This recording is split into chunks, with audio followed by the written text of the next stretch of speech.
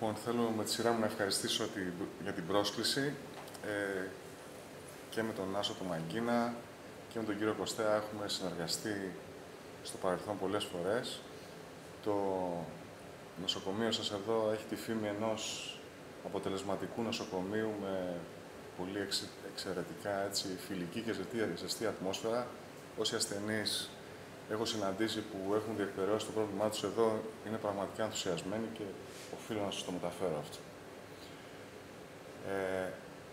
Αυτό που θα προσπαθήσω σήμερα να κάνω είναι λίγο να δούμε, πέρα από τους κανόνες που όλοι ξέρουμε, υπάρχουν κανόνες στην καρδιολογία. Π.χ. ξέρω εγώ ότι όταν έχουμε ένα άνθρωπο με κοιλιακές έκτακτες συστολές και δομικά φαίνεται να είναι φυσιολογικός, έχει ένα φυσιολογικό καρδιογράφημα, όταν δηλαδή κάτω από αυτή την αριθμιογένεια κρύβεται μια φυσιολογική καρδιά, ότι αυτό το πράγμα είναι μια καλοήθης κατάσταση.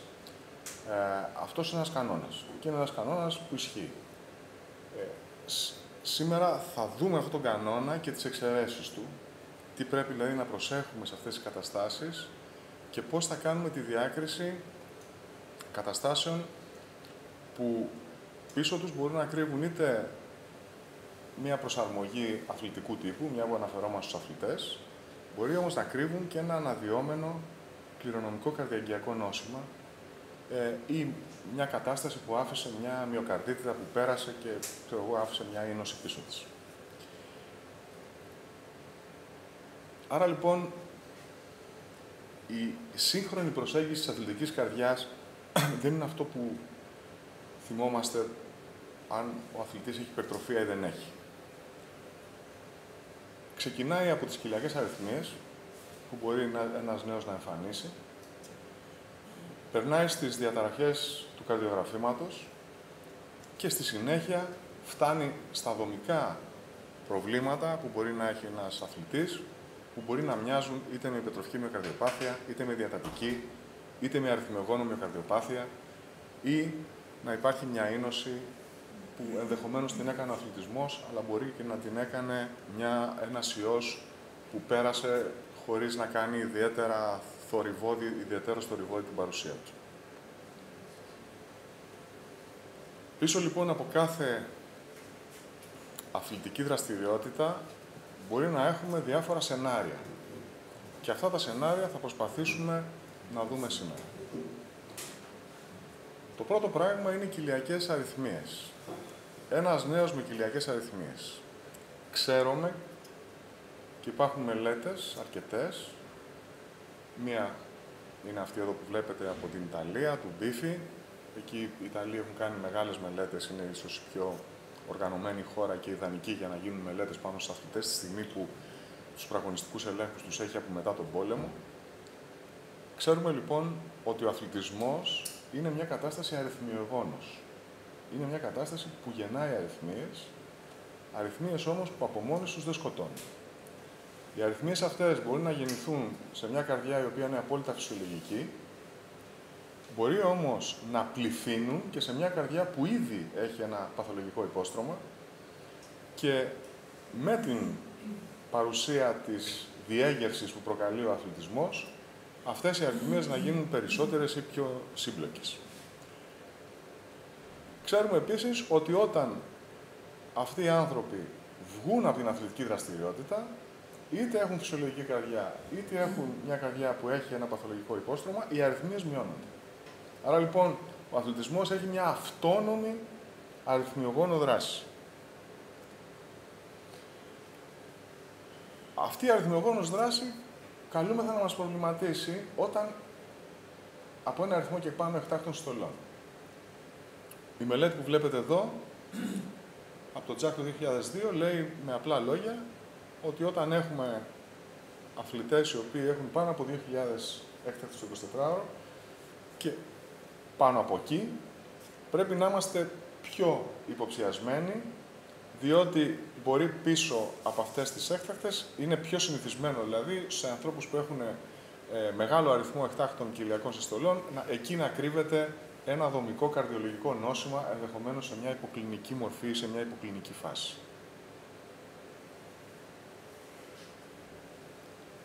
Και να πιάσουμε το θέμα του συνδρόμου της αθλητικής καρδιάς. Το σύνδρομο της αθλητικής καρδιάς, στις μέρες μας ξέρουμε ότι είναι κατά βάση μια καλοήθης κατάσταση που το σύνδρομο αυτό το συνθέτουν τόσο ηλεκτρικές, όσο και δομικές, όσο και λειτουργικές διαταραχές της καρδιάς. Αυτές οι προσαρμογές, όπως τις λέμε, οι αλλαγές, οι φυσιολογικές και καλοήθεις, μπορεί να μοιάζουν όμως με καταστάσεις που συνθέτουν και μία αναδυόμενη μυοκαρδιοπάθεια ή ένα αναδυόμενο κληρονομικό καρδιαγγειακό νόσημα.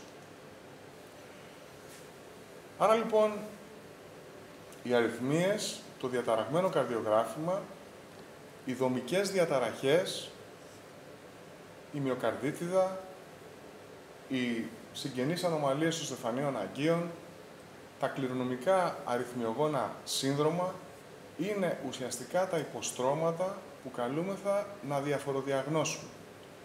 Να δούμε δηλαδή αν μια υπετροφία της τάξης των 12 και 15 κρύβει μια υπετροφική μυοκαρδιοπάθεια, είναι μια απλή προσαρμογή. Αν μια τελοδιαστολική διάμετρο πάνω από 60 χιλιοστά κρύβει μια διατατική μυοκαρδιοπάθεια υποκλινικής μορφής ή είναι απλώς μια προσαρμογή του αθλητή, ή μια διατεταμένη δεξιά καρδιά, η οποία ενδεχομένως να κάνει και αιματικές διαταραχές κινητικότητας, αν κρύβει μια αριθμιογόνο μυοκαρδιοπάθεια ή όχι. Επίσης ξέρουμε, και θα το δούμε αυτό παρακάτω, ότι οι καταστάσεις που μπορούν να κάνουν διαταραχές στο καρδιογράφημα ή να προκαλέσουν αρρυθμίες, πέρα από τις δομικές διαταραχές, είναι η μυοκαρδίτιδα και τα κληρονομικά αριθμιογόνα σύνδρομα, όπως και οι συγγενείς ανομαλίες των στεφανίων αγκίων. Για να δούμε τώρα τι άλλο μπορεί να κάνει ο αθλητισμός. Σε πρόσφατες δημοσιεύσεις, πάνω σε αθλητές οι οποίοι έκαναν κάτι όμως ιδιαίτερα τραβηγμένο σαν αθλητική δραστηριότητα, δηλαδή έβαζαν την καρδιά τους και τα υλικά του σώματός τους σε μια δοκιμασία η οποία ξεπερνούσε την κλασική αθλητική δραστηριότητα ακόμα και των μεγάλων αποστάσεων 5 ή 10.000 μέτρων. Μιλάμε για μαραθώνιους, μιλάμε για ούλτρα τρίαθλα, δηλαδή για μεγάλες αποστάσεις με ποδήλατο, δρόμο και κολύμπι. Μιλάμε για τις διαδρομές των 300.000 των χιλιόμετρων που κάνουν οι σπαρτακιστές, όπως που έχουμε και εδώ στην Ελλάδα. Αυτό λοιπόν που υπόθηκε είναι ότι αν μία καρδιά την υποβάλλουμε σε ένα συνεχές έντονο ερέθισμα, χωρίς να της δίνουμε τον απαραίτητο χρόνο να ανακάμπτει, δηλαδή η ένταση του ερεθίσματος από τη μία και η συχνότητα που ασκούμε αυτή την ένταση πάνω στην καρδιά, τότε μπορούν να γίνουν βλάβες ανάλογες αυτές της αριθμιογόνου μυοκαρδιοπάθειας. Ποιες είναι αυτές οι βλάβες? Είναι η κατάτμιση των δεσμοσωμάτων. Τα δεσμοσώματα είναι δομικές και ηλεκτρικές δομές, οι οποίες συμβαίνουν τα μυοκαρδιακά κύτταρα. Στην αριθμιογόνο μυοκαρδιοπάθεια, σας θυμίζω, λόγω γενετικής διαταραχής, οι δομές αυτές είναι ευαίσθητες και κάτω από ένα ερέθισμα, το οποίο μπορεί να είναι ερέθισμα της καθημερινότητας, μπορούν να αποδομούνται, να σπάνε. Και αυτό να δημιουργεί τόσο δομική διαταραχή στη δεξιά κοιλία, όσο και λειτουργική, όσο και ηλεκτρική. Και μάλιστα κυρίως ηλεκτρική. Εδώ συμβαίνει το ανάλογο σε φυσιολογικά δεσμοσώματα, τα οποία όμως δέχονται μία μεγάλη πίεση, μία μεγάλη καταπώνηση, τόσο σε επίπεδο έντασης όγκου δράσης, όσο και συχνότητας. Αυτό λοιπόν οδηγεί σε τραυματισμό των μυοκαρδιακών κυττάρων, αποσπώνται το ένα από το άλλο και έχουμε μία εικόνα, τη λεγόμενη exercise induced, την αριθμιογόνο μυοκαρδιοπάθεια εντός εισαγωγικών που μοιάζει με την κλασική, τη γενετική αριθμιογόνο μυοκαρδιοπάθεια, διότι ο τραυματισμός σε επίπεδο παθοφυσιολογίας γίνεται με ανάλογο τρόπο. Αυτό όμως οφείλω να σας πω ότι πρόκειται για κάτι πάρα πολύ σπάνιο. Δεν είναι κάτι δηλαδή που περιμένουμε να το δούμε στην καθημερινότητά μας σαν καρδιολόγοι που ασχολιόμαστε με τους αθλητές, αλλά θα το δούμε σε τραβηγμένες καταστάσεις ανθρώπων οι οποίοι υποβάλλουν το σώμα τους σε τεράστιες εντάσεις και με μεγάλη συχνότητα. Είπαμε λοιπόν ποιο είναι το σύνδρομο της αθλητικής καρδιάς, που το θεωρούμε ότι είναι μια φυσιολογική κατάσταση. Είπαμε τι μπορεί σε εξαιρετικά σπάνιες περιπτώσεις να τραυματίσει πράγματι την καρδιά εξαιτίας της αθλητικής δραστηριότητας. Και πάμε τώρα να δούμε τις καταστάσεις που μπορεί να κρύβονται και να αναδύονται σταδιακά σε ένα έφηβο αθλητή, κάνοντας ανάλογη συμπτωματολογία, όπως ξέρω εγώ για παράδειγμα, κοιλιακές έκτακτες συστολές. Πίσω λοιπόν από τις κοιλιακές έκτακτες συστολές, πέρα από την αθλητική δραστηριότητα, πέρα από τον τραυματισμό που μπορεί να προκαλέσει η αθλητική δραστηριότητα, μπορεί να κρύβονται και καταστάσεις αναδυόμενες, πράγματι παθολογικές, που συνήθως έχουν γενετικό υπόστρωμα, και αναφέρομαι στις μυοκαρδιοπάθειες και στις καναλοπάθειες, αλλά φυσικά δεν πρέπει να ξεχνάμε και τις καταστάσεις που προκαλεί ένας ιός που περνάει αθορύβως αλλά αφήνει το ίχνος του, μετά από μια μυοκαρδίτιδα, μια ζώνη ίνωσης στην καρδιά, ή καταστάσεις όπως οι συγγενείς ανομαλίες των στεφανίων αγγείων, που είναι κατά βάση ασυμπτωματικές καταστάσεις, που μπορούν και αυτές σαν πρώτη εκδήλωση να έχουν τον ευνίδιο θάνατο, και πραγματικά και σε αυτές έχουμε ένα μεγάλο πρόβλημα διαγνωστικό. Στις συγγενείς ανομαλίες των στεφανίων αγγείων, αλλά λάβουμε υπόψη μας ότι είναι και η δεύτερη αιτία ευνηδίου θανάτου των νέων και των αθλητών. Στα αναδυόμενα νοσήματα, τα οποία μπορεί να μιμηθούν το σύνδρομο της αθλητικής καρδιάς, το μεγάλο μας πρόβλημα είναι ότι δεν έχουμε μόνο τις τυπικές μορφές τους. Δεν θα δούμε δηλαδή ένα αθλητή να έχει μια τυπική υπερτροφική μυοκαρδιοπάθεια, με ένα τείχομα 15 και με ένα διαταραγμένο καρδιογράφημα και αριθμίες. Μπορεί να δούμε ένα άνθρωπο ο οποίος να έχει ήπιες διαταραχές στο καρδιογράφημά του, ή να έχει μια εκτακτοσυστολική αριθμία χωρίς ακόμα να έχει αναδυθεί η ηλεκτρική διαταραχή στο σύνολό της, δηλαδή να συνδυάζεται με ένα παθολογικό καρδιογράφημα και με ένα παθολογικό υπέροχο. Και φυσικά έχουμε σε αυτές τις καταστάσεις και τους λεγόμενους φυσιολογικούς φορείς των παθολογικών γονιδίων, που έχουν ένα παθολογικό γονίδιο χωρίς να εκδηλώνουν κάτι σε επίπεδο καρδιογραφήματος και υπερήχου. Και MRI, έτσι, δηλαδή σε καρδιογράφημα και σε απεικονιστική μέθοδο. Μπορεί να μην έχουμε καμία εκδήλωση. Οι γενετικές αυτές καταστάσεις που αναδύονται και μοιάζουν πολλές φορές με το σύνδρομο της αθλητικής καρδιάς, έχουν μία παράμετρο η οποία καθορίζει την πορεία τους, και αυτή είναι η ηλικία. Αυτοί οι άνθρωποι σταδιακά μπορεί να εκδηλώσουν κάτι, κυρίως αυτό συμβαίνει κατά τη διάρκεια της εφηβείας. Και πάντα αυτό το κάτι περνάει από μία φάση η οποία την ονομάζουμε υποκλινική φάση, και η δυσκολία σε αυτή τη φάση σε κλινικό επίπεδο είναι ότι δεν έχουμε τα τυπικά χαρακτηριστικά της νόσου στην οποία αναφερόμαστε. Έχουμε υποκλινική νόσο. Η υποκλινική νόσος έχει κάποια σημασία? Έχει. Διότι βλέπετε εδώ, στον ανεξήγητο μία δημοσίευση, έχουν γίνει πάρα πολλές δημοσιεύσεις έκτοτε. Η πρώτη δημοσίευση το 2005, για τον ανεξήγητο ευνίδιο θάνατο, και βλέπετε ότι πίσω από τον ανεξήγητο ευνίδιο θάνατο, ένα 40% των περιπτώσεων ήταν καναλοπάθειες, CPVT, long QT, Brugada, και υποκλινικές μορφές μυοκαρδιοπαθειών, όπως RVC, υπερτροφική μυοκαρδιοπάθεια ή οικογενής δυσλιπιδαιμία με νόσο του ενδοθυλίου. Εδώ βλέπουμε μία αριθμιογόνο μυοκαρδιοπάθεια. Βλέπετε χαρακτηριστικά τη διάταση της δεξιάς κοιλίας. Αν κουνιόταν θα βλέπετε ότι εδώ πέρα υπήρχε μια δυσκινητική περιοχή. Αλλά βλέπουμε καθαρά ότι έχουμε μια αριστερή κοιλία καλών διαστάσεων με μια δεξιά κοιλία ιδιαίτερα διατεταμένη, αλλά το σημαντικό στοιχείο στην αριθμιογόνο μυοκαρδιοπάθεια δεν είναι η διάταση, είναι η υποκινησία. Και η υποκινησία μπορεί να μην είναι απαραίτητα διάχυτη υποκινησία, μπορεί να είναι τιμηματική υποκινησία. Το στοιχείο δηλαδή που θα διακρίνει ένα αθλητή, που ένας αθλητής κλασικός μπορεί να έχει μεγάλων αποστάσεων ειδικά, μπορεί να έχει μια μεγάλη δεξιά κοιλία. Είναι ότι σε αυτόν τον αθλητή η δεξιά κοιλία θα έχει μια καλή κινητικότητα, μπορεί να είναι πολύ μεγάλη, αλλά θα έχει μια καλή κινητικότητα.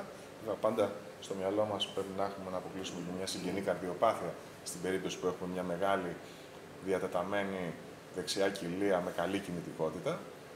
Ενώ αντίθετα στην αριθμιογόνο μυοκαρδιοπάθεια η τιμηματική υποκινησία έρχεται πολύ νωρίς. Ενώ στη συγγενή καρδιοπάθεια ή στην αθλητική καρδιά πρώτα διατείνεται η δεξιά κοιλία, στην αριθμιογόνο μυοκαρδιοπάθεια οι τιμηματικές υποκινησίες εμφανίζονται ακόμα και πριν τη διάταση της δεξιάς κοιλίας. Και φυσικά η νόσος είναι οικογενής. Ένα πολύ χαρακτηριστικό παράδειγμα που βοήθησε πάρα πολύ τη διεθνή καρδιολογία πάνω στα ζητήματα των υποκλινικών μορφών των γενετικών νοσημάτων είναι η νόση της Νάξου. Η νόση της Νάξου, ουσιαστικά οι πρώτες παρατηρήσεις που έδειξαν ότι η νόση της Νάξου ήταν μια νόσος που ήταν εύκολο να τη διαγνώσει κανείς λόγω του ότι υπήρχε ο φαινότυπος. Άρα λοιπόν ήταν σαν να έχεις μια φυσική γενετική μελέτη. Δηλαδή σε αυτούς τους ανθρώπους είτε εκδήλωναν τη μυοκαρδιοπάθεια, είτε ήταν φορείς, είτε ήταν υποκλινικές, σε υποκλινική φάση, το μαλλί και τις περκερατώσεις τις είχαν.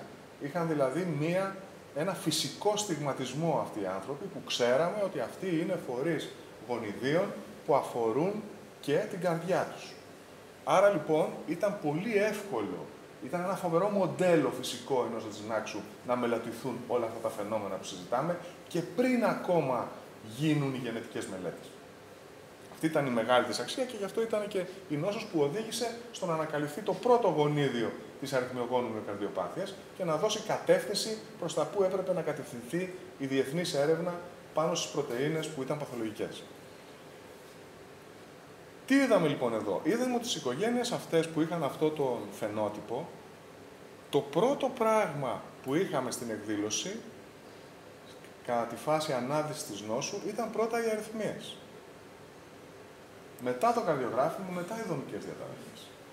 Αυτό στη συνέχεια, μέσα από transgenics πειράματα μικρών ζώων, εδώ τα ποντίκια, επιβεβαιώνεται ότι πράγματι η πρώτη εκδήλωση ενός κληρονομικού καρδιαγγειακού νοσήματος, όπως είναι η αριθμιογόνο μυοκαρδιοπάθεια, μπορεί να είναι εκτακτοσυστολική αρρυθμία.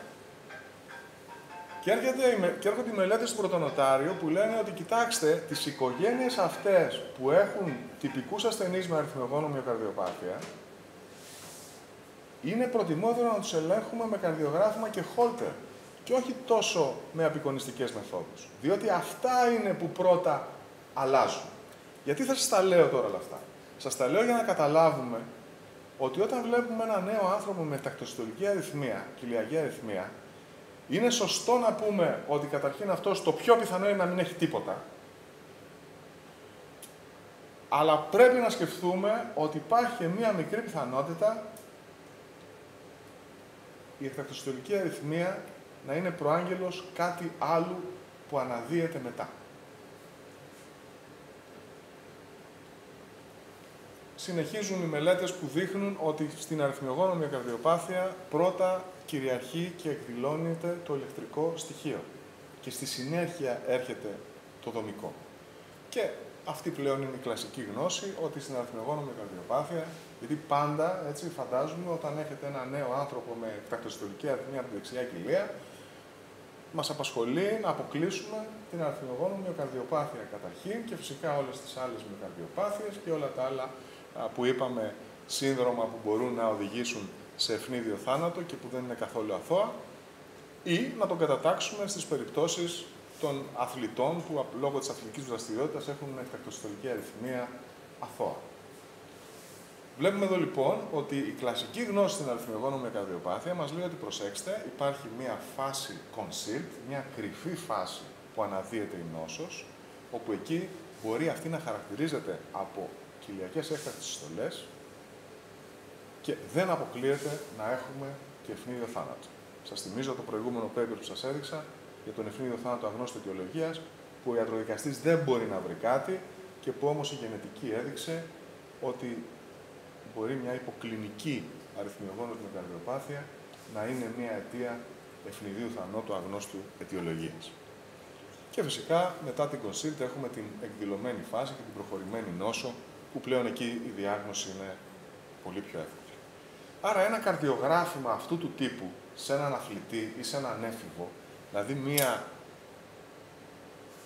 εικόνα αρνητικών ταφ στη V1, V3, που μπορεί να επεκτείνεται και παραπέρα, με εκτακτοσυστολική αριθμία από τη δεξιά κοιλία, είναι κάτι το οποίο πρέπει να μας θορυβήσει. Ακόμα και αν το υπέρηχο είναι φυσιολογικό, ακόμα και αν η μαγνητική είναι φυσιολογική. Και αυτός ο άνθρωπος πρέπει πρώτα να δούμε από ποια οικογένεια προέρχεται, δηλαδή να ελέγξουμε τους γονείς του, να μην περιοριστούμε απλώς στο οικογενειακό ιστορικό. Πολλοί δεν ξέρουν το οικογενειακό του ιστορικό. Πολλοί άνθρωποι διανύουν τη ζωή τους με μια υποκλινική νόσο χωρίς να το ξέρουν. Άρα λοιπόν, σε ένα τέτοιο παιδί που είναι, ξέρω εγώ, 17-18 χρονών, έχει σημασία να ελεγχθούν οι γονείς του, φυσικά να γίνει το απεικονιστικό κομμάτι, αλλά ουσιαστικά στη συνέχεια αυτό το παιδί πρέπει να παρακολουθηθεί και να ολοκληρωθεί η διαδικασία, ενδεχομένως και με γενετικό έλεγχο. Εδώ βλέπουμε μία διαφοροδιάγνωση μεταξύ της αθλητικής καρδιάς που έχει μία διατεταμένη δεξιά κοιλία και που είναι normal να υπάρχει αυτό, και της αριθμιογόνου μυοκαρδιοπάθειας. Βλέπετε ότι το κίτρινο RV wall motion abnormalities, οι διαταραχές κινητικότητας στη δεξιά κοιλία, είναι αυτές που κάνουν τη διαφορά. Θα μου πείτε, αυτές αποκλείεται να υπάρχουν στους αθλητές? Αναφέρεται ότι μπορεί να υπάρχουν σε αυτούς τους αθλητές που αναφέραμε, τους με πολύ έντονη άσκηση του μαραθωνίου ή του ούλτρα τριάθλου κλπ, που ενδεχομένως αμέσως μετά την φάση της αθλητικής δραστηριότητας βλέπουμε ότι η καρδιά τους κάνει και τμηματικές διαταραχές, ανεβάζουν και λίγο τροπονίνη, αλλά αυτό κρατάει για λίγο και μετά επανέρχεται. Άρα λοιπόν ο κανόνας και εδώ είναι ότι οι τμηματικές υποκινησίες κάνουν τη διαφορά. Φυσικά τα αρνητικά TAF V1, V3 ή V1, V4 ή ακόμα περισσότερο, το ε-wave, τα όψιμα δυναμικά, η κοιλιακή ταχυκαρδία αν είναι σύμπλοκη, οι κοιλιακές έκτακτες συστολές, όσο πιο πολλές είναι, τόσο πρέπει να στρέφεται η προσοχή μας μήπως υπάρχει νόσημα, και φυσικά το αν υπάρχει οικογενής κατάσταση, αν δηλαδή και άλλα άτομα μέσα στην οικογένεια παρουσιάζουν τα ίδια φαινόμενα. Δηλαδή, όταν έχουμε έναν αθλητή, ο οποίος έχει εκτακτοσυστολικές αριθμίες και μαθαίνουμε ότι και ο αδερφός του που δεν είναι αθλητής έχει και αυτός εκτακτοσυστολικές αριθμίες, αντιλαμβάνεστε ότι εκεί πρέπει το πράγμα να το ψάξουμε περισσότερο. Άρα, μην ξεχνάμε ότι σε αυτές τις καταστάσεις η οικογένεια δεν είναι μόνο ένα στοιχείο που καλούμεθα να προστατεύσουμε, αλλά είναι και ένα στοιχείο, ένα εργαλείο από το οποίο μπορούμε να πάρουμε πάρα πολλές πληροφορίες που θα μας βοηθήσουν πάρα πολύ στο να χαρακτηρίσουμε σωστά το νέο που έχουμε απέναντί μας με τις κοιλιακές έκτακτες συστολές. Θα σας δείξω ένα παράδειγμα. Τι μπορεί να κρύβεται και ένα γενετικό νόσημα, πόσες φορές είναι δύσκολο να το φέρουμε σε μια σειρά. Εδώ είναι ένα κορίτσι το οποίο πεθαίνει 14 χρονών και η διάγνωση της ιατροδικαστικής εδώ της δικιάς μας είναι μυοκαρδίτιδα.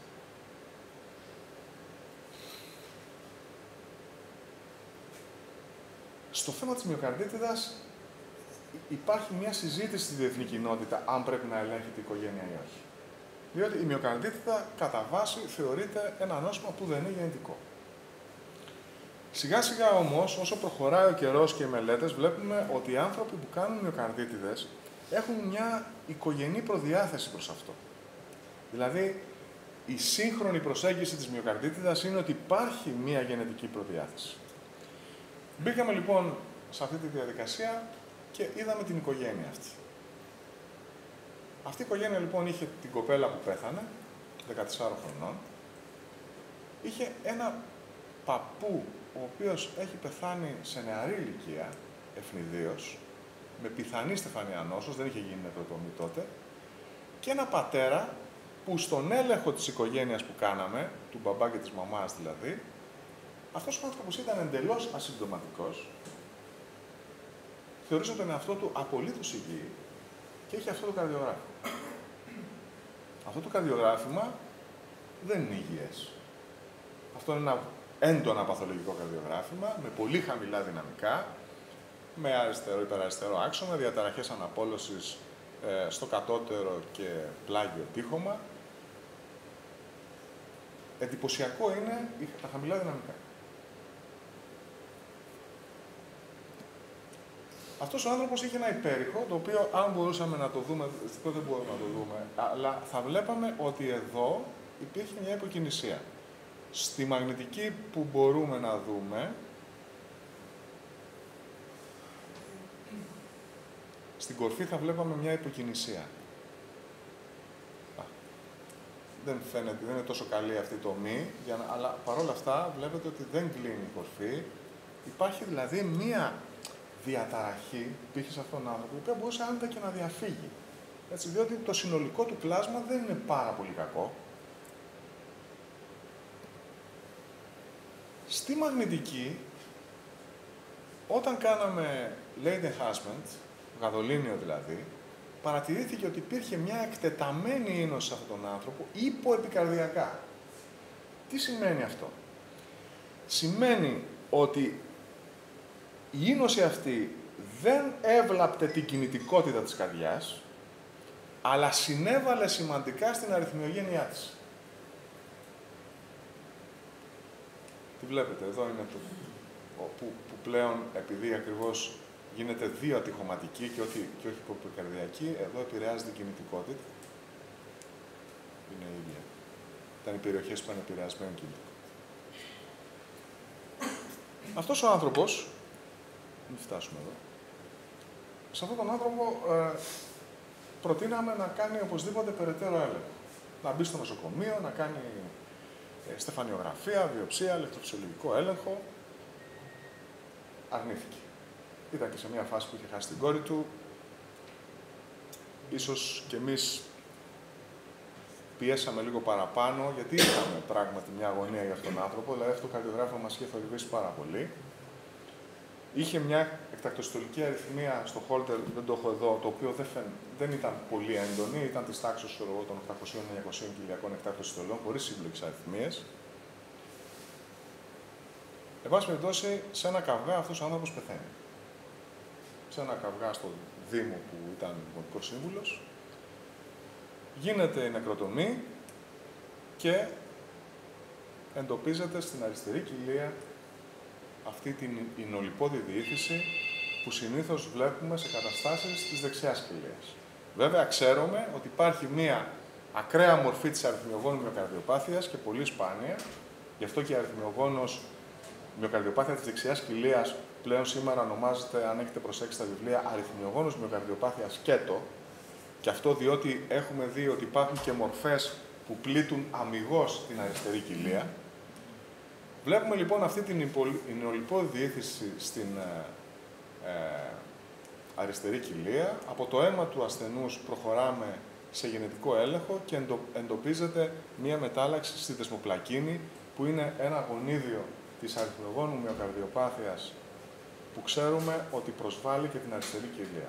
Δηλαδή, η δεσμοπλακίνη κάνει και την κλασική αριθμιογόνο μυοκαρδιοπάθεια της δεξιάς κοιλίας με επέκταση στην αριστερά, αλλά πλέον στις τελευταίες δημοσιεύσεις ξέρουμε ότι υπάρχουν και καταστάσεις που όλο και ανακαλύπτονται περισσότερο, οι οποίες η δεσμοπλακίνη μπορεί να κάνει μια αμυγή προσβολή της αριστερής κοιλίας. Δηλαδή η νόσος της αριθμιογόνου μυοκαρδιοπάθειας να ξεκινήσει από αριστερά. Αυτή η νόσο της αριθμιογόνου μυοκαρδιοπάθειας που ξεκινάει από αριστερά έχει ένα μειχτό στοιχείο. Έχει στοιχεία που μοιάζουν με μυοκαρδίτιδα και έχει και στοιχεία που τα βρίσκεις στην αριθμιογόνο μυοκαρδιοπάθεια. Δηλαδή αυτός ο άνθρωπος είχε αρνητικά ταφ στις κατώτερες και πλάγιες επαγωγές, που με βάση τα κριτήρια της αριθμιογόνου μυοκαρδιοπάθειας θεωρείται ένα έλασον έβριμα, είχε θετικά όψιμα δυναμικά, είχε οικογενειακό ιστορικό στην οικογένεια, τον πατέρα του και την κόρη του, αλλά η κόρη του είχε τη διάγνωση της μυοκαρδίτιδας, επομένως δεν μπορούσαμε να τη συμπεριλάβουμε σε αυτό. Είχε Holter με αριθμίες, όχι όμως πάρα πολλές, ούτε σύμπλοκες. Συγχρόνως είχε και μία ίνωση υποεπικαρδιακά, που είναι η χαρακτηριστική ίνωση που κάνει η μυοκαρδίτιδα. Οι καταστάσεις λοιπόν που έχουν στοιχεία αριθμιογόνου μυοκαρδιοπάθειας, μοιάζουν με μυοκαρδίτιδα και υπάρχει οικογενές στοιχείο στην οικογένεια, είτε άλλοι ευνίδιοι θάνατοι, είτε οι μυοκαρδίτιδες, είτε αριθμιογένεια απλά, εφτακτοσυστολική αριθμία σε άλλα μέλη της οικογένειας, αυτές είναι καταστάσεις που πλέον αρχίζουμε να τις ονομάζουμε μια νέα οντότητα, που είναι, ξέρουμε ότι είναι οικογενής οντότητα και θα δούμε γιατί, και την ονομάζουμε αριθμιογόνο μυοκαρδιοπάθεια της αριστερής κοιλίας. Ο τρόπος για να τη διακρίνουμε από τη μυοκαρδίτιδα είναι στην ουσία τα οικογενή ευρήματα. Και ποια είναι τα οικογενειακή ευρήματα? Ότι έχει μια κόρη που πέθανε, ο ίδιος πέθανε, ο πατέρας του πέθανε και όταν κάναμε το γενετικό έλεγχο, δηλαδή ελέγξαμε το αίμα του, βρήκαμε μετάλλαξη της δεσμοπλακίνης, πήγαμε στην κόρη του που είχαμε το αίμα, γιατί πλέον να ξέρετε ότι όλες οι νεκροτομές πια οι σύγχρονες κρατάνε αίμα για ενδεχόμενο γενετικού ελέγχου. Επιβεβαιώθηκε το γονίδιο σε αυτή την κοπέλα που η αρχική διάγνωση ήταν μυοκαρδίτιδα. Άρα λοιπόν είχε και ένα υπόστρωμα επιπλέον, πέρα από την εικόνα μυοκαρδίτιδας που ήρθε ο ιατροδικαστής. Και φυσικά τώρα ο στόχος ήταν πώς θα ελέγξουμε, πώς θα προστατεύσουμε αυτά τα κορίτσια. Έγινε γενετικός έλεγχος στα κορίτσια, το ένα είχε τη μετάλλαξη. Και ήταν απολύτως φυσιολογικό στην ηλικία εκείνη που ήταν, βέβαια, 12-13 χρονών.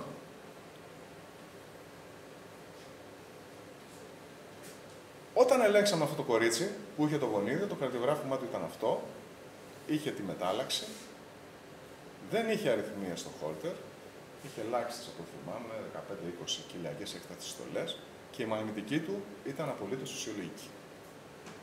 Φυσικά τη βάλαμε σε παρακολούθηση και στον πρώτο χρόνο ξαφνικά αρχίζουμε να εντοπίζουμε αυτή την εφτακτοσυστολική αριθμία σε αυτό το γονοτοτημένο κορίτσι. Και παράλληλα με την εφτακτοσυστολική αριθμία, στη νέα μαγνητική που κάνουμε, βλέπουμε ότι αρχίζει μία ηνωτική διεργασία στην αριστερή κοιλία. Αυτό εδώ είναι το λεγόμενο φαινόμενο ανάδυσης εποαζόμενης νόσου. Έτσι, έχουμε ένα άνθρωπο ο οποίος είναι γενετικά προσδιορισμένος, ξέρουμε ότι φέρει μια παθολογική μετάλλαξη, ξέρουμε ότι προέρχεται μια οικογένεια με μια συγκεκριμένη νόσο και αυτός ο άνθρωπος σταδιακά αρχίζει να εκδηλώνει το νόσημά του. Πώς το εκδηλώνει? Με εφτακτοσυστολική κοιλιακή αριθμία. Άρα λοιπόν, σε αυτά τα πράγματα πρέπει να είμαστε ιδιαίτερα προσεκτικοί. Τι μας βοήθησε σε αυτή την υπόθεση ή εάν βλέπαμε το κορίτσι πρώτο με την εφτακτοσυστολική αριθμία, τι θα μας βοηθούσε? Θα μας βοηθούσε το οικογενειακό ιστορικό και γενικά η εικόνα της οικογένειας και τα κλινικά ευρήματα που θα είχαμε από τους υπόλοιπους συγγενείς πρώτου βαθμού. Θα μας βοηθούσε σε τι? Στο να το διακρίνουμε, γιατί αυτή η κοπέλα είναι και αθλήτρια. Ήταν κολυμβήτρια.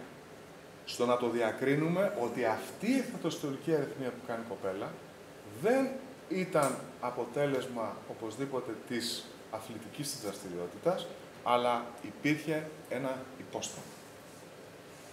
Άρα λοιπόν, η οικογένεια σε αυτές τις καταστάσεις παίζει ένα πάρα πολύ κριτικό ρόλο διότι μας δίνει εργαλεία που δεν θα τα βρούμε, πιστέψτε με, εύκολα από πουθενά άλλο.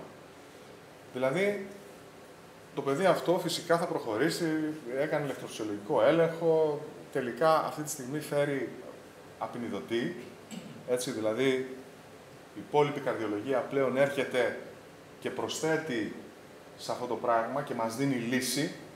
Αυτή η κοπέλα έχει βγει πλέον, δεν είναι αθλήτρια, φοράει τον απεινιδωτή της, ένα κομψό απεινιδωτή που δεν φαίνεται, έτσι, ασχολείται με τη μουσική, παίζει ένα συγκρότημα, είναι ευτυχισμένη και δεν κινδυνεύει.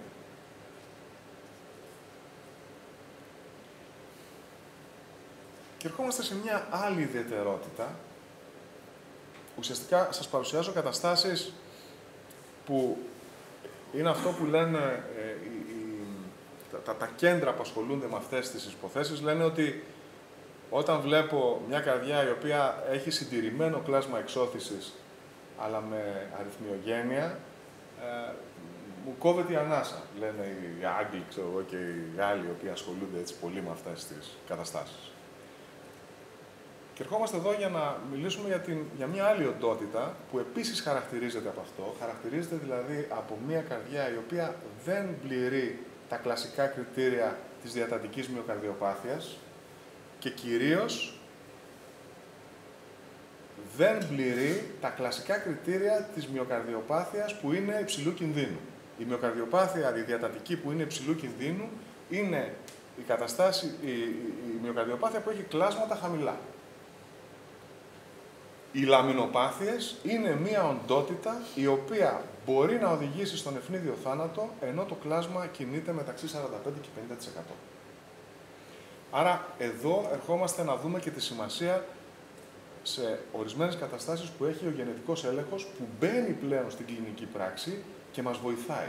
Δεν είναι δηλαδή μια ερευνητική διεργασία περίεργη, αλλά όταν βλέπεις ένα νέο άνθρωπο, ο οποίος έχει μια πεσμένη λειτουργικότητα, όχι πολύ όμως, με έντονη αριθμιογένεια ή στις περιπτώσεις της λαμινοπάθειας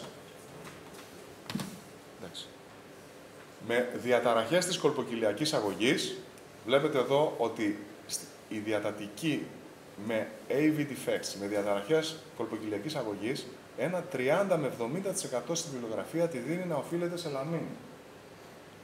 Αφήστε το 70, κρατήστε το 30, λέω εγώ. Πιστεύω ότι είναι το 30, δεν είναι το 70. Είναι όμως ένα σημαντικό ποσοστό.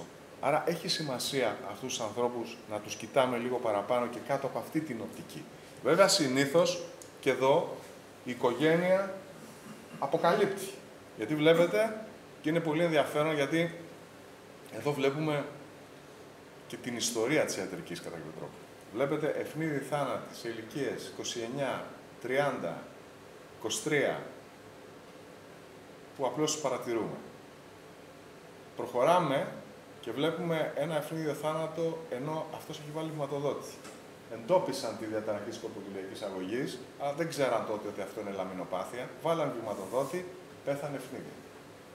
Και στη συνέχεια, οι πιο σύγχρονοι ασθενείς αυτής της οικογένειας που πλέον οπλίζονται με τον απεινιδωτή και είναι ασφαλείς. Άρα, η λαμινοπάθεια είναι επίσης μια κατάσταση όπου η λειτουργικότητα της καρδιάς μπορεί να μην είναι ιδιαίτερα επηρεασμένη. Μπορούμε να έχουμε καρδιογραφήματα τα οποία να έχουν είτε ανεξήγητες βραδικαρδίες, είτε διαταραχές κολποκυλιακής αγωγής. Αυτοί οι άνθρωποι όμως, μετά από αυτή τη φάση, θα περάσουν σε αυτή τη φάση της αριθμιογένειας. Άρα λοιπόν,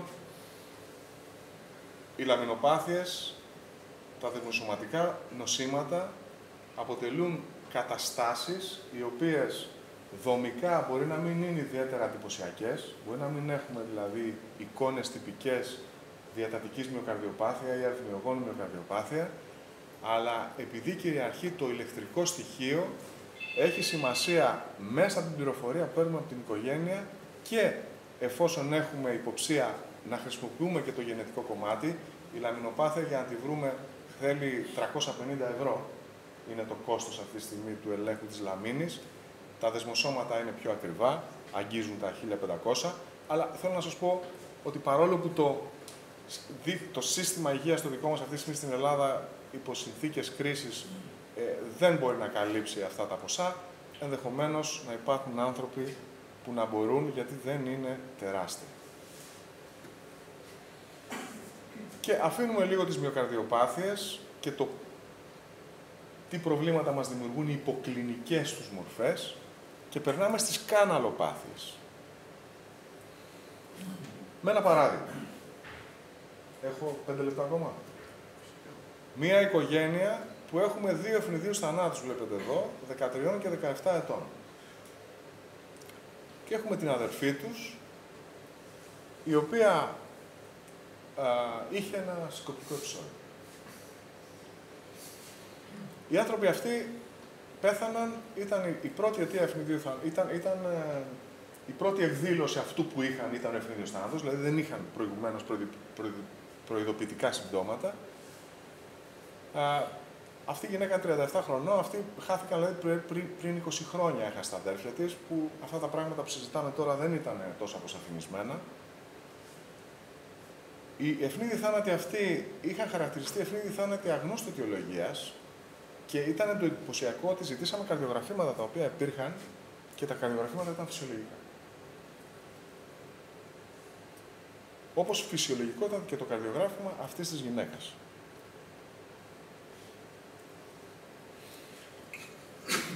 Έχουμε έναν τρόπο να προσεγγίσουμε αυτά τα φαινόμενα με το μη επεμβατικό κομμάτι, ένα κομμάτι που επίσης είναι μη επεμβατικό και συνέχεια περνάμε σε πιο επεμβατικές καταστάσεις. Υπάρχει λοιπόν ένας τρόπος προσέγγισης αυτών των οικογενειών. Εδώ βλέπουμε το καρδιογράφημα αυτής της γυναίκας. Πριν περάσουμε στο τεστ κοπόσεως που έκανε, αυτή υπευλήθη και σε όλο τον έλεγχο τον μη επεμβατικό που σας έδειξα. Ναι, συγγνώμη, γι' αυτό έδειξα πριν αυτό. Αυτή υπευλήθη, ακολούθησε όλο αυτό το πρωτόκολλο. Και όλα ήταν αρνητικά. Το μόνο που ήταν θετικό ήταν το τεστ κοπόσεως, το οποίο ανέδειξε αυτή την πολύμορφη κοιλιακή ταχυκαρδία, μη εμένουσα, με εναλλασσόμενο άξονα, που είναι χαρακτηριστικό μιας οντότητας, ίσως κατά τη γνώμη μου της πιο ύπουλης οντότητας στην καρδιολογία, που λέγεται κατεχολαμινερική πολύμορφη κοιλιακή ταχυκαρδία. Αυτή δεν έχει σχέση με τις κοιλιακές ταχυκαρδίες από την δεξιά κοιλία, που παλιά λέγαμε τα normal heart VT κλπ. Που τα θεωρούσαμε καλοήθη. Αυτή είναι μια ιδιαίτερα κακοήθης κατάσταση. Είναι μια καναλοπάθεια, συνδέεται με τις διαταραχές του ασβεστίου στα κύτταρα, δεν εκλείεται με τον ηλεκτροφυσιολογικό έλεγχο, και εκεί είναι κάπου που μπορεί να την πατήσει κάποιος, εκλείεται αντίθετα στο τεστ κοπόσεως ή κάτω από έντονο ψυχολογικό στρες. Που αυτό δείχνει πολλά πράγματα, μας απλώνει να σκεφτούμε, ότι δηλαδή το εργαστήριο πάντα δεν αντιπροσωπεύει πλήρως αυτό που συμβαίνει στο σώμα μας. Διότι γιατί να εκλείεται στο τεστ κοπόσεως και να μην εκλείεται στον ηλεκτροφυσιολογικό έλεγχο.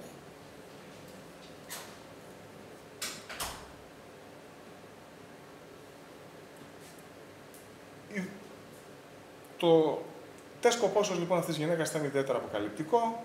Προχωρήσαμε σε έλεγχο της ρανιδίνης, που είναι η πρωτεΐνη που χαρακτηρίζει αυτή την νόσο, την CPVT, και πράγματι βρέθηκε μία μετάλλαξη σε αυτή τη γυναίκα.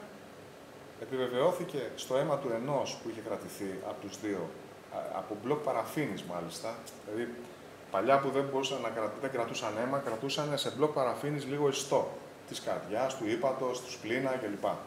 Και από αυτό επιβεβαιώσαμε το θάνατο του ενός από τα δύο αδέρφια.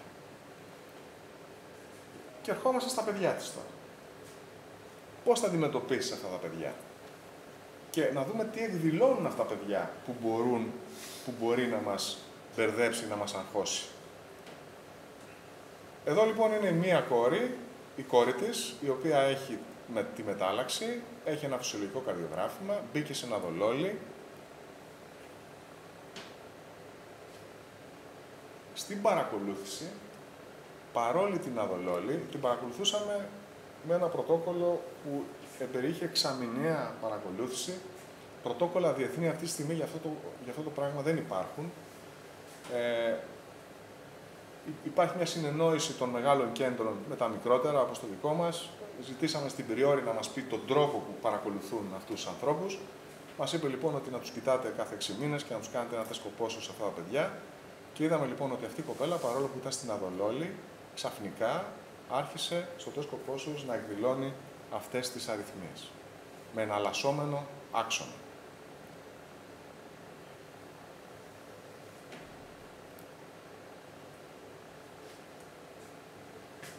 Η κοπέλα αυτή τελικά στην εξέλιξή της χρησιμοποίησαμε ένα Αδολόλη και Φλεκανίδη που ήταν το επόμενο σχήμα που προτείνεται στη CPVT. Δεν απάντησε και αυτή τη στιγμή φέρει απενιδωτή. Ο αδερφός της είναι απολύτως καλά, δεν εκδηλώνει κάτι, είναι και αυτός ένα Αδολόλη, βέβαια απέχει του αθλητισμού και κάνει το τεστ κοπόσεως του κάθε 6 μήνες. Τέλος, εφόσον είδαμε τις αναδυόμενες μυοκαρδιοπάθειες, είδαμε τις καναλοπάθειες που και αυτές μπορεί να εκδηλωθούν στην πρώιμη φάση τους με εκτακτοσυστολική αριθμία, όπως είδαμε εδώ πέρα στη CPVT, αλλά είδατε ότι πάντα υπάρχει κάτι στην οικογένεια. Δηλαδή, στα κληρονομικά νοσήματα, εάν προσέξεις την οικογένεια, δεν θα τα χάσεις. Και ερχόμαστε στη μυοκαρδίτιδα. Στην αμυγή μυοκαρδίτιδα, όπου εκεί υπάρχει ένα μεγάλο θέμα και μια μεγάλη συζήτηση. Τα παιδιά που έχουν περάσει μυοκαρδίτιδες και αυτή η μυοκαρδίτιδα που δεν έχουν κάποιο κληρονομικό νόσημα παράλληλα, όπως αυτά που δείξαμε πριν, αν η μυοκαρδίτιδα τους αφήσει μία ίνωση, τι σημαίνει αυτή η ίνωση για την πορεία. Αυτό είναι ένα ερώτημα. Φυσικά, συνήθως αυτά τα παιδιά διατηρούν την εκτακτοσυστολική αριθμία όσα έχουν ίνωση, γι' αυτό έχει μεγάλη σημασία στα παιδιά που έχουν εκτακτοσυστολική αριθμία και ειδικά αν έχουν την τάση να αυξάνουν τις αριθμίες τους, να γίνεται μία μαγνητική για να αποκλείουμε τέτοια ενδεχόμενα.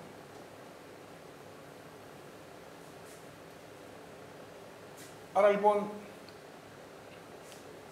σας έφερα μερικά παραδείγματα, κυρίως για τις υποκλινικές μυοκαρδιοπάθειες και σας έδειξα ότι μπορεί μια υποκλινική μυοκαρδιοπάθεια να ξεκινήσει με εκτακτοσυστολική αριθμία.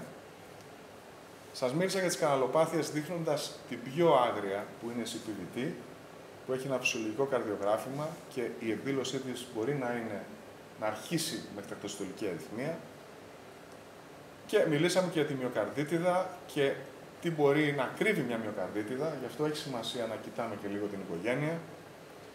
Και φυσικά να μην ξεχνάμε ότι ο μεγάλος όγκος ανθρώπων που έχουν εκτακτοσυστολική αριθμία πίσω τους έχουν μια φυσιολογική καρδιά και ότι αυτά που συζητήσαμε είναι οι εξαιρέσεις που απλώς δεν πρέπει να μας διαφεύγουν.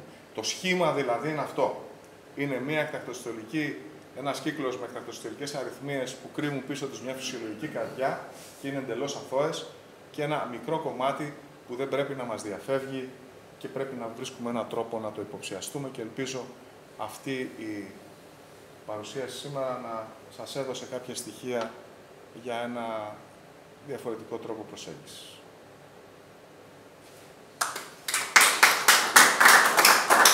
Επειδή μου είπες κάτι πριν για τις διαταραχές του καρδιογραφήματος, απλώς πρόσθεσα 2 πράγματα για τον προαγωνιστικό έλεγχο.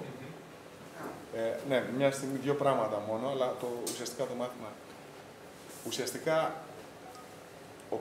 για όλα αυτά τα πράγματα, πώς μπορούμε να τα βρούμε, να τα ξεκινήσουμε, πώς θα μπορούμε να τα υποψιαστούμε. Μπορούμε να τα υποψιαστούμε, υποτίθεται, με το λεγόμενο προαγωνιστικό έλεγχο. Ο προαγωνιστικός έλεγχος είναι ένα κομμάτι μιας εθνικής στρατηγικής στην προσπάθειά μας να αντιμετωπίσουμε τον ευνίδιο θάνατο των νέων ή και γενικότερα.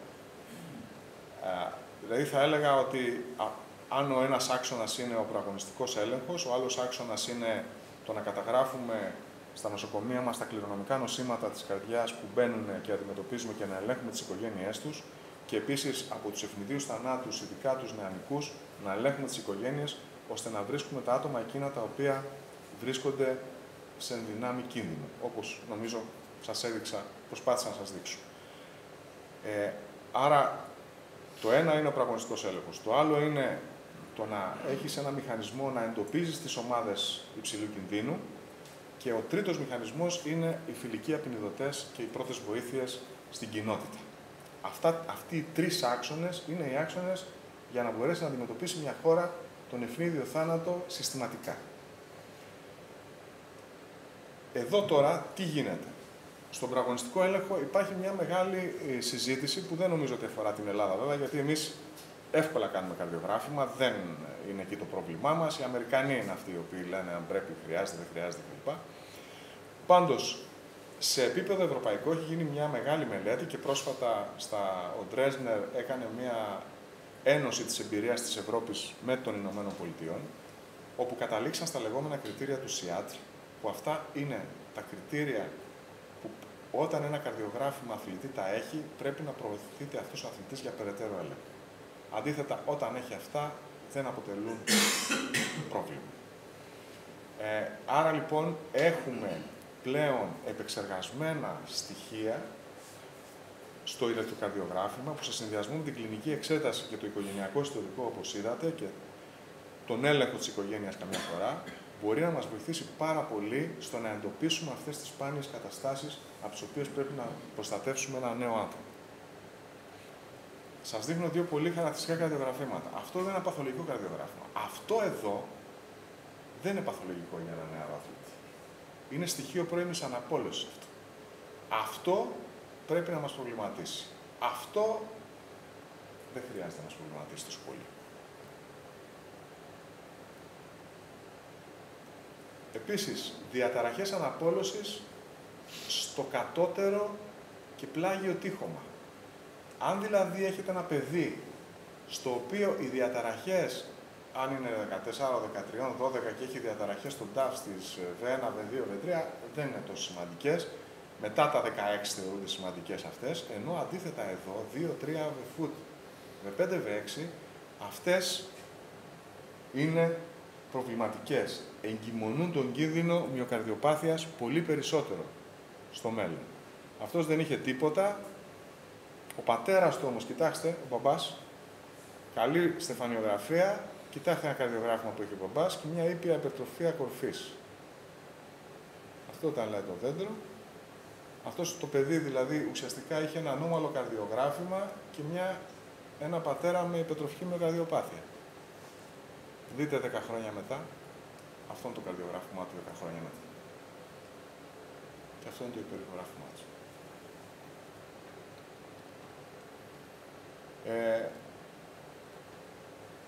Και εδώ, ένα άλλο καρδιογράφημα που βλέπετε ήπιες διαταραχές, των DAF, αλλά και αυτές, αν δείτε, είναι στο πλάγιο τείχομα ή στο πρόστιο πλάγιο τείχομα. Δεν υπήρχε οικογενειακό. Ακολουθήσαμε το πρωτόκολλο ελέγχου, βρήκαμε μια αριθμία που αυτό βέβαια μας υποψίασε πολύ και στη μαγνητική, κοιτάξτε να δείτε, μια έντονη ίνωση που εμφανίζει αυτό το παιδί. Πλέον, αν τα βάλουμε όλα κάτω, μας οδήγησε στο να το χωρίσουμε σε γενετικό έλεγχο και να βρούμε μια μετάλλαξη στη β' Είναι πολύ σημαντικό στοιχείο επίσης είναι οι διαστάσεις της αριστερής κοιλίας. Η αριστερή κοιλία, αν είναι πάνω από 55 χιλιοστά στις περιπτώσεις της υπερτροφίας, είναι πολύ δύσκολο να είναι αυτή η υπερτροφική μυοκαρδιοπάθεια. Μην επεκταθώ άλλο. Νομίζω ότι το καλύψαμε αρκετά. Εδώ βλέπετε τις διαστάσεις και το ανάλογο στην... Άρα λοιπόν, αν θέλαμε να δώσουμε ένα μήνυμα, είναι ότι οι αθλητές που κάνουν κοιλιακές έκστασης στολές δεν είναι απαραίτητο ότι έχουν κάτι κακό, αλλά καλό είναι να μην τους ξεχνάμε. Να τους παρακολουθούμε. Το μυστικό και να κοιτάνε την οικογένεια. Οι αθλητές με ένα ανώμαλο καρδιογράφημα πρέπει επίσης να προσέχουμε, γιατί αυτοί το πιο πιθανό είναι ότι θα εκδηλώσουν στην πορεία κάτι. Και με μια δομική διαταραχή Και αυτοί επίσης δεν αποκλείεται στις μέρες μας να έχουν όχι μόνο υπερτροφική μυοκαρδιοπάθεια, αλλά μπορεί να έχουν και διατατική, όπως οι λαμινοπάθειες, μπορεί να έχουν και αριθμιογόνο μυοκαρδιοπάθεια. Άρα λοιπόν, αυτοί οι άνθρωποι που έχουν αυτά τα ευρήματα πρέπει, αν μη τι άλλο, να παρακολουθούνται. Σας ευχαριστώ πολύ. Ευχαριστούμε πάρα πολύ. Μας ανέλησε σε ένα αρκετά δύσκολο θέμα.